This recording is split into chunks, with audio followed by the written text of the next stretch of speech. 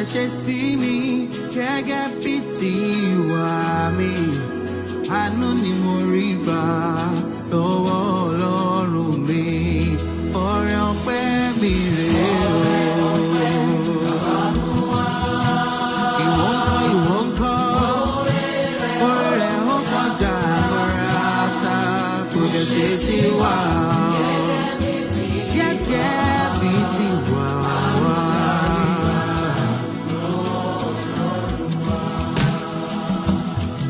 Ọ̀pọ̀ lóore tá ò fojú.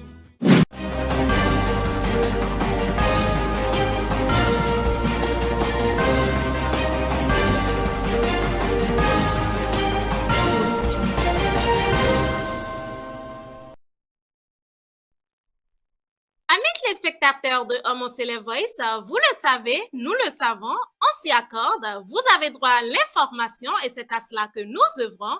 Bonjour et bienvenue dans votre bulle info de ce jour. Calez-vous confortablement pour le sommaire. Homo Célèbre Voice, la voix de l'ECC. Concert spirituel sur la paroisse Auréole de Kassoto vendredi 29 août dernier. On fait le point dans cette édition. Premier vendredi du mois de septembre, une équipe de Homo Célèbre Voice vous fait vivre le traditionnel culte de sanctification. Fête des moissons sur la paroisse Saint-Jonas, cité d'Orchofad à Blanc-Gandin. Restez avec nous pour les impressions des participants. Homo Célèbre Voice, la voix de l'ECC. Bonjour et ravi de vous retrouver dans votre bulle info de ce jour. Le vendredi 29 août dernier, la chorale de la paroisse Auréole de Kassoto a déroulé un concert spirituel en prélude à la fête des moissons de la paroisse. Suivons plutôt.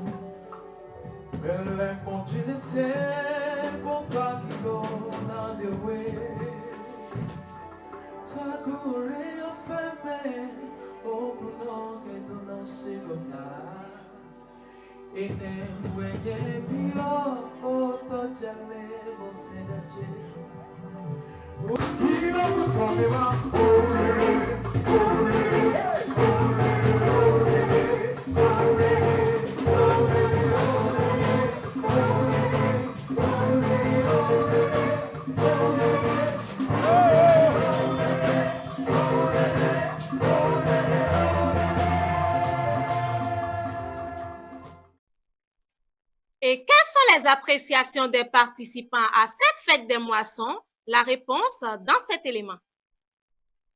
Aujourd'hui, je suis très fier d'avoir joué le rôle de secrétaire général sur cette paroisse depuis 20 ans au moins sur cette paroisse. Nous avons, après papa, commencé l'organisation de la fête. C'est vrai, ça a basculé un peu parce que nous venons fraîchement d'être éplorés. On a fait la première édition après papa, aujourd'hui c'est la deuxième édition. Donc Oriofer Hawaka Soto s'est jeté à l'eau pour organiser sans son papa. Nous sommes échinés pour tout faire. Nous avons mis les petits plats dans les grands et ça a donné enfin ce que nous voulions. Nous disons gloire, honneur soit rendu au Dieu au plus haut des cieux. Alléluia. Ce jour, dimanche 31 août 2025, nous, les fidèles de la paroisse Oriofer, nous sommes en liesse, nous sommes en fête. Nous avons reçu nos frères venus d'ailleurs. C'est vrai, durant la préparation, il y avait assez d'incertitudes. Mais aujourd'hui, Dieu nous a montré sa grâce. Il nous a montré qu'il est vraiment le Dieu. Il est toujours sur son trône. Nous lui disons merci. La fête a été très belle. Nous avons en liesse célébré le culte avec nos invités, nos marraines, nos parrains permanents et autres. Nous avons reçu la bénédiction divine, les chorales. Nous avons reçu la chorale de la paroisse Sikekodi qui a agrémenté la fête. Ça a été très belle. Si vous jetez un regard sur les images, vous-même, vous reconnaîtrez que Dieu nous a fait de merveilles. Le temple était plein, archi comble. ce que nous avons vu maintenant il y a très longtemps. Nous disons merci une fois encore au Dieu de Papa Oshofa. Nous avons fait les alagas avec faste. Dieu est toujours à sa place. Oréofé, à la date d'aujourd'hui, est content. Nous reconnaissons que notre Père, Papa Gamadoualo, a œuvré pour Dieu. C'est pourquoi, après lui, il n'y a pas eu déluge. La place est toujours là, maintenue. Nous disons merci au Dieu de Papa Oshofa.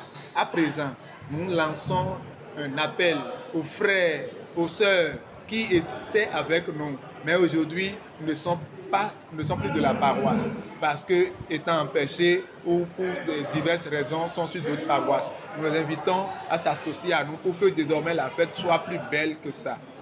Vraiment, la fête était belle, tout le monde dansait, les pasteurs sont là, les devanciers sont là, les mamans sont là. Vraiment, la fête était belle. Et on rend grâce à notre Seigneur, Dieu de Papa Oshofa. Il nous a gardés jusqu'à on a terminé la fête. On a fait tout action de grâce. Maintenant, nous voici à la fin de la culte. Donc, on remercie l'éternel Dieu de Papa Oshofa. Je remercie premièrement le Dieu d'Oshofa qui nous a gardés jusqu'à cette année et qui nous gardera toujours encore. J'ai vraiment apprécié la fête de la moisson de cette année. Tout ce que j'ai vu, je rends grâce à Dieu pour tout. Et tout le monde se porte bien. L'église est en forme. Et j'ai apprécié tout quand même. J'ai constaté la joie sur le terrain. J'ai constaté la joie dans la paroisse. Et je bénis le Dieu d'Oshofa qui nous a gardés, qui a gardé toute l'église et qui nous gardera toujours pour les siècles des siècles. Amen. Le culte de sanctification dans l'Église du christianisme céleste est un passage obligé pour chaque chrétien céleste. Découvrons les images de ce premier vendredi du mois. Ce n'est plus un secret que le culte de sanctification dans l'Église du christianisme céleste revêt une grande importance pour les fidèles de cette confession religieuse. Et comme cela se constate au cours de ce premier vendredi du mois de septembre, sa célébration se caractérise par des chants, des danses et le partage de la parole de Dieu, ce qui sanctifie d'ailleurs. Jésus Donino, va dans ta maison. Pour tu es oui?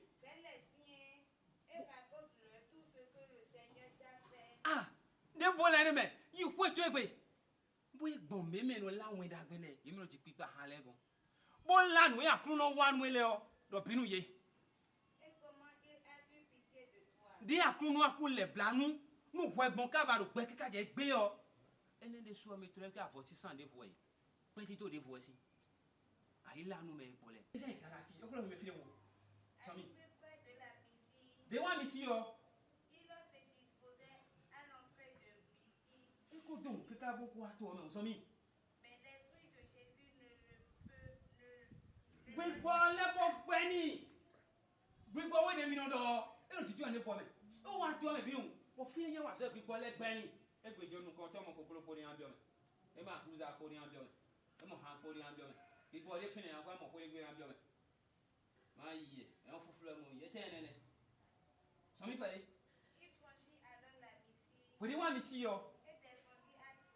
Et what to ask us, me? Zameo, what's it called? And then women wanted to through Zamelo. But thou the point Kosi. Buru to them, oui. Thou are for sang him to the Paul. So me. What to tell me? What will me gone? Des Paul non, non, et donne mettre les vidéos. Dijan pon dijan pon yo amo me po sane trome o yo amo to ine me la ime do ma ho fi yo ki bo yo ne. Lors des cultes de sanctification et principalement les premiers du mois, outre les pratiques habituelles de culte ordinaire, il est de coutume sur chaque paroisse d'effectuer quelques travaux spirituels afin de renforcer les bénédictions qui découlent de ce culte.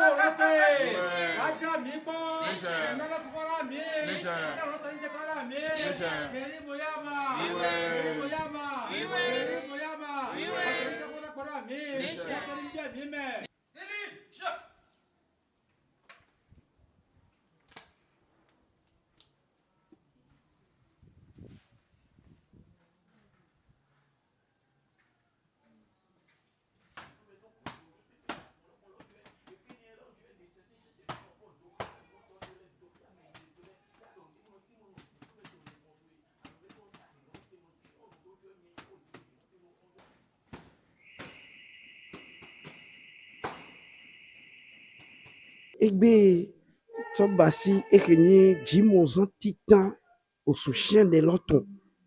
Oh, de edo dandamro sun yoyo ai lo meke mi biolo. Non bibio ai tola ko na pression asa egbe tonji. Son premier jeudi son kakado di egbe mi bibio tondi c'est l'homme sun l'homme na yina mi na yin taji tondi bon mi na ze do ai kami tola. Agu evide mon wakando wiwile o nu supo we boyego. Mo mehenyi nu nina ina nu na gbigbo tole o ewa ena no gan eti ide no gan jivi don we do nu nina shene gbigbo ton e okuno na do po bi tole o ni ya wa fio anamo hiron deji ni do joro we no ku joro no di fia wa fio anamo klando we to anamo hiron deji anamo wire ko na nu nina gbigbo ton de okuno na we ni do we kan hiawe nu nwe okuno na mewe nous jaladowe nous des peuple de nawiro ni atofiwa ana mohi roiton ni amanowa ana to meleme taidi de mitoye memo ana amana modona viri nwe anyi nwe azode okrozo amana modona solo to we di dans mebo bo we vile du na no wa si seri me mano wale e manyo ni do azonwe e wa zo bo ezito gando po me ni do aton quand we are women, nous vivons des. L'impression que j'ai d'être ici le premier vendredi du mois de septembre, c'est que il y a de nouvelles anges qui descendent chaque vendredi. Et surtout que ce mois-là, c'est un mois très spécial pour nous les célestes. Donc, nous devons venir au culte de sanctification, nous sanctifier, nous préparer pour le culte de dimanche. C'est très nécessaire. Nous en parlions dans l'édition précédente. La paroisse Saint-Jonas, cité d'Oshofada, Blanganda, a célébré sa fête des moissons le dimanche 31 août dernier. Les participants partagent avec nous leurs ressentis. On les écoute. Au contraire, pour moi, c'est un plaisir pour moi de venir être conducteur de la moisson de la paroisse cité d'Oshofa d'Aglangada. En quelque sorte, je ne suis qu'un instrument de Dieu et Dieu m'a utilisé pour sa gloire. Et ça s'arrête là. Et naturellement, pour pouvoir conduire un tel culte, il faut être dans la sanctification. Il faut être très concentré et il faut respecter les règles élémentaires qui sont prescrites pour notre Église afin de ne pas tomber dans la tentation. Nous avons l'obligation d'être sanctifiés et d'être concentrés et de faire en sorte que tout ce qui se passera, comme ce qui s'est passé aujourd'hui, vous avez vu, pour la gloire du Seigneur, que tout se passe de la tête jusqu'à la plante des pieds. Car le conducteur, il est exactement comme le conducteur d'un véhicule ou carrément un pilote d'avion. Si le conducteur il n'est pas au pas ou il ne se met pas dans les conditions idoines qui sont principalement la sanctification et d'autres règles élémentaires, ça peut foirer. Mais nous rendons grâce à Dieu que tout s'est bien passé. C'est la gloire de Dieu et la fête a été belle comme vous l'avez constaté.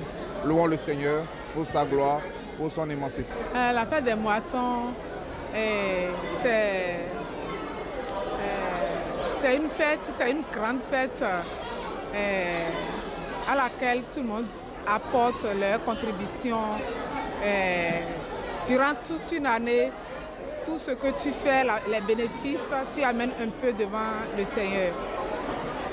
Et tout le monde est en joie tu dépenses ce que tu as. Tu dépenses ce que tu as pour Dieu.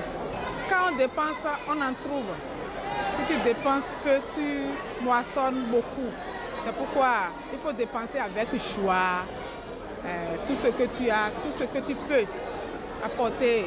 Il y a l'action de grâce, tu vas dépenser, tu vas faire à la gare, tu vas acheter. Tout ce que tu peux, tu fais et tu rentres avec beaucoup de bénédictions. Je suis très émue, je suis très contente de participer à cette fête des moissons aujourd'hui et je sais en moi que la semaine prochaine sera la meilleure pour moi. À tous ceux qui ont participé à cette fête, que l'Éternel Dieu les bénisse abondamment. La fête a vu la mobilisation de beaucoup de fidèles. Le vendredi, il y a eu un concert spirituel où 4 chorales très talentueuses se sont produites sur le podium, ce qui a mobilisé beaucoup de personnes tout autour. L'ambiance était très belle. Aujourd'hui encore, depuis 9 h, il y a eu la messe d'action de grâce qui s'est étalée jusqu'à 16 h. Et dehors, vous voyez, c'est la vente aux enchères suivie de l'ouverture des bazars. L'ambiance est très belle. Le vœu ardent que je formule, c'est que Dieu puisse assister chacun et l'aider de par sa grâce. Parce que si on doit voir nos propres efforts, je ne pense pas que nous puissions atteindre nos objectifs. Mais par la grâce infinie de Dieu, chacun atteindra ses objectifs de vie. La responsabilité morale qui consiste à tous les chrétiens célestes de se rendre sur la paroisse Saint-Jonas, cité de Chauffeur. Lorsque vous entendez ce nom, content ou pas content, vous venez sur cette paroisse. La deuxième responsabilité, c'est l'amitié qu'on détient avec le responsable ici. Monsieur Assoba, Monsieur Jacob, ça là, les deux là, nous sommes obligés de venir ici. La troisième responsabilité, s'il y en a, c'est le fait d'aller soutenir la fête des moissons sur les paroisses, compte tenu de la prescription divine. Voilà les 3 responsabilités, voilà pourquoi je suis arrivé ici. Je n'ai jamais gagné par une autre paroisse, c'est trop prétentieux de le dire. Mais je voudrais seulement rendre gloire à Dieu, c'est lui qui fait toutes choses. Nous n'avons aucun mérite. Il a plu à Dieu d'envoyer ses enfants venir célébrer ce culte d'action de grâce avec nous. C'est vrai, c'est devenu une routine maintenant, au moins une fois à l'année. C'est Dieu qui le fait, nous ne pouvons que lui rendre gloire et à lui toute la gloire. La gloire n'est pas pour un être humain, nous n'avons aucun mérite. Nous rendons gloire à Dieu et nous sommes très contents de ce que Dieu a encore fait aujourd'hui. Toute la gloire pour notre Seigneur. En fait, la fête des moissons, c'est comme la fête du monde. C'est comme la fête du monde. Et la parole de Dieu nous dit que c'est ce que nous aurions semé, que nous allons récolter. Dieu ne doit à personne. Donc, je bénis encore une fois la vie de tous ceux qui ont rendu belle cette fête. Et je prie le Seigneur d'où ils ont sorti l'argent pour venir investir dans la maison de Dieu, que le centuple que Dieu les accorde à partir de cet instant. Donnons toute la gloire à Dieu et je voudrais, par votre canal, je sais que vous allez me poser cette question, remercier tous ceux qui sont arrivés à cette belle fête. Et je prie Dieu, El Morija, le Dieu de la moisson, de continuer de les combler, de bénir leur lieu de travail, de bénir leur lieu de commerce, de bénir leur maison, de toujours manifester sa gloire et sa puissance dans leur vie. Alors à présent sur la paroisse Gethsemane de Kokotomé, où les participants partagent avec nous leurs impressions sur la fête.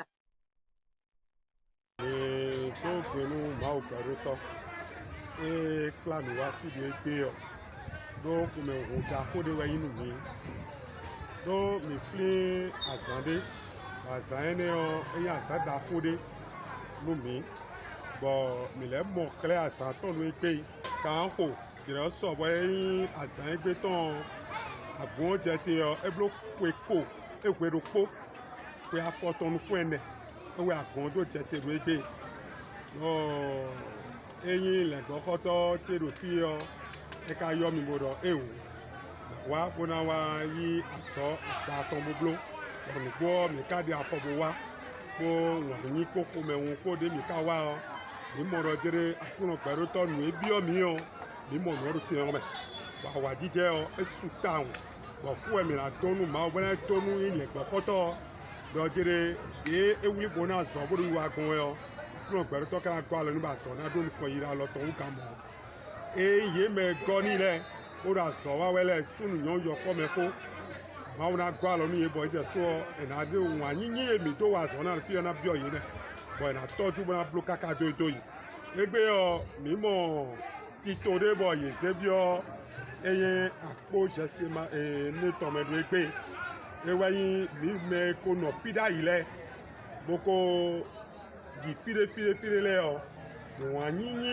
kristi bíọ́ mi wọ́n àyínyí ẹni ẹmẹ́wẹ́ lẹ́gbọ́kọ́tọ̀ gbọ̀n mo yọ mẹ́rọ̀kọ́rọ̀kọ bọ́dọ̀ ẹgbẹ́ sí pé àgbọ̀njẹ ẹyin àlọ́ ẹ̀tọ́ mẹ́ àgbọ̀njẹ àlọ́ ẹ̀tọ́ mẹ́ mi ní wà sọ́dọ̀ kristi dọ̀ mi ní lílà fóònù kó tọ́nà kọtalẹ̀ mẹ́ wàrò yìí wá wẹ́rẹ́ gbèdélé díẹ̀ mi nà fi gbọ́ndà yìí dùn wà yíyín lẹ́ mi bẹ́ẹ̀ kó nà fídà yìí bọ̀ yìí kẹlẹ́ sẹ́ mẹ́dílẹ́dọ̀ àzọ̀ kan ìrà kẹlẹ́ wà yíyín mẹ́ mi nà fídà yìí dó wà yíyín nà fídà yìí mẹ́dẹ́ nà ndúwẹ́ ẹ̀rọ yìí ndúdú tó sẹ́ àsìtọ̀ wọ́n sọ́jọ́ mẹ́rẹ́bọ̀ wọ́n mẹ́rọ́ dù bọ́ àwọn àjíjẹ́ ló ń de kọ́ ṣáájẹ́ sí ìwádìí bó yí dúdú sí àsìtò wọ́n sọ́ mẹ́rẹ́bọ̀ wọ́n mẹ́rọ́ dù gbẹ̀tọ́ wá fi bóyá àṣìṣọ́nà wá fi mítọ̀rọ̀ jẹ́ tàgbà àṣọ́nà gbọ́kùn wẹ̀ ìwọ̀n àyíyín wẹ́ká yìí mọ́ ìwọ̀n àyíyín ní èsì nù àgbọ̀n ojú kó tó ń ṣiṣẹ́ pọ̀ àkúrò pẹ̀lú tọ́nà gbọ́ àlọ́ àṣọ́nà inú kọ̀ ó ga mọ́.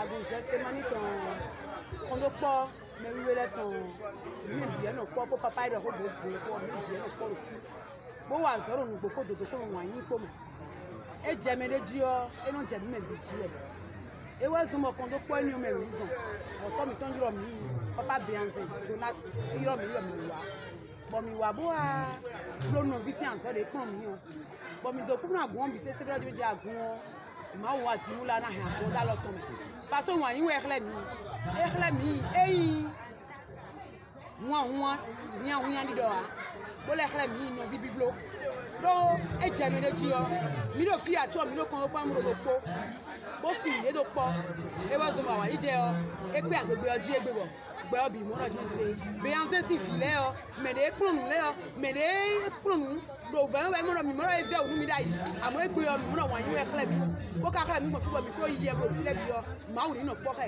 wo se wɔn to ga ga wo se wɔn to mi to lɛ da ga wo na mi nu kɔn yi wo na mi azɔn ga ga azɔ.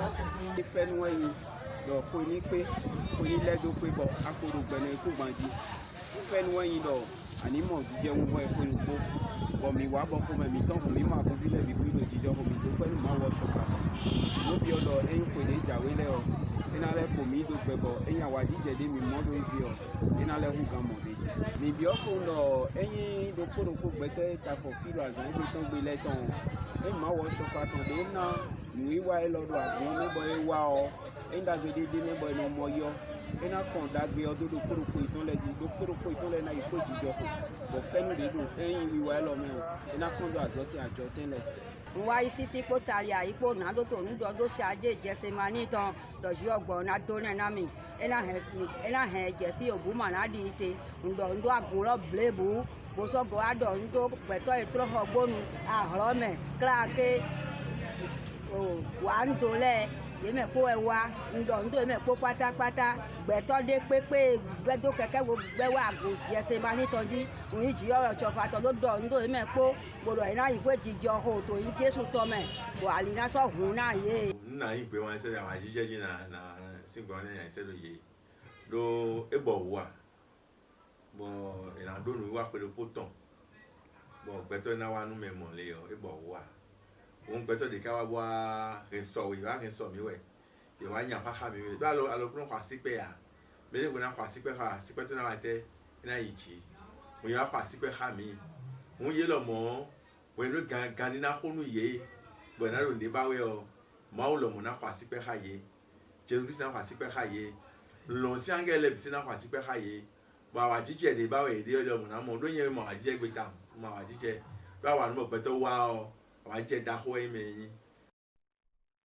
Voilà, amis téléspectateurs de Hommes Célèbres Voice, ainsi s'achève votre bulle info de ce jour. Au plaisir de vous retrouver bientôt pour une nouvelle édition. D'ici là, gardons à l'esprit cet ordre de l'Éternel. Fortifie-toi et prends courage. Ne t'effraie point, ne t'épouvante point, car l'Éternel, ton Dieu, est avec toi dans tout ce que tu entreprendras. Shalom, alléluia.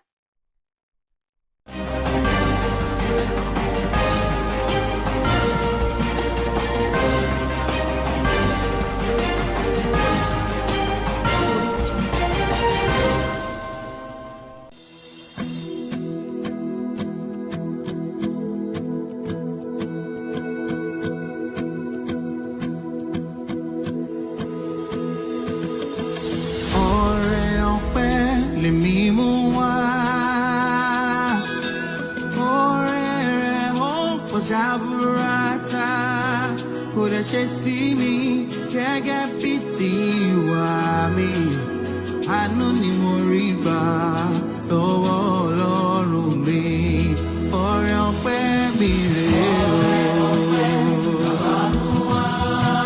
Ìwọ ńkọ́ orí rẹ̀ ó kọjá jaburata kò dẹ̀ ṣe sí wa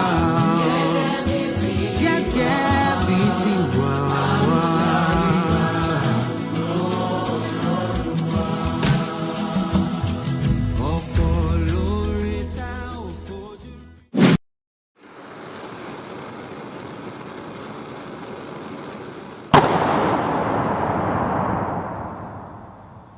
Hommes Célèbres Voice, la voix de l'ECCI.